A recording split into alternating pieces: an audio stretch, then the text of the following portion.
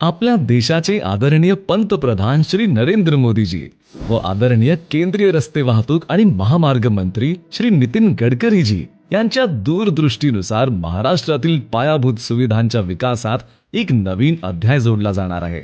आपल्या महाराष्ट्र राज्याचे आदरणीय मुख्यमंत्री श्री देवेंद्र फडणवीस साहेब, आदरणीय उपमुख्यमंत्री श्री एकनाथ शिंदे साहेब, आदरणीय उपमुख्यमंत्री श्री सुनेत्राजी अजित पवार आणि सार्वजनिक बांधकाम मंत्री श्री शिवेंद्रराजे भोसले साहेब यांच्या नेतृत्वात पुणे आणि शिरूर दरम्यान सध्या अस्तित्वात असलेल्या राष्ट्रीय महामार्ग 753 फ च्या 10/600 ते 64/30 किलोमीटर मधील 54 किलोमीटर लांबीच्या रस्त्याची सुधारणा करण्याच्या दृष्टीने एक महत्त्वाचा रस्ता प्रकल्प हाती घेण्यात आला आहे।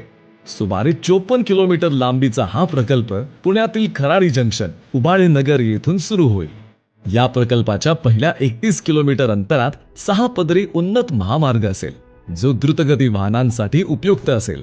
त्याला समांतर स्थानिक वाहतुकीसाठी जमीन पातळीवर 4 पदरी रस्ता असेल। पुणे मेट्रोच्या प्रस्तावित प्रकल्पासाठी उन्नत महामार्गाच्या पहिल्या 7 किलोमीटर अंतरात दुसऱ्या स्तरावर मेट्रो कॉरिडॉर बांधण्याची तरतूद देखील करण्यात आली आहे। या उन्नत महामार्गाच्या एका भागाचा शिक्रापूर आणि रांजणगाव दरम्यान संगम होईल आणि तेथून 6 पदरी ॲट ग्रेड महामार्ग विकसित केला जाईल। रांजणगाव शहरात कोरेगाव आणि रांजणगाव MIDC जवळील महामार्गावर प्रत्येक 2 किलोमीटर लांबीचा उड्डाण पूल आणि ग्रेड सेपरेटर बांधले जातील।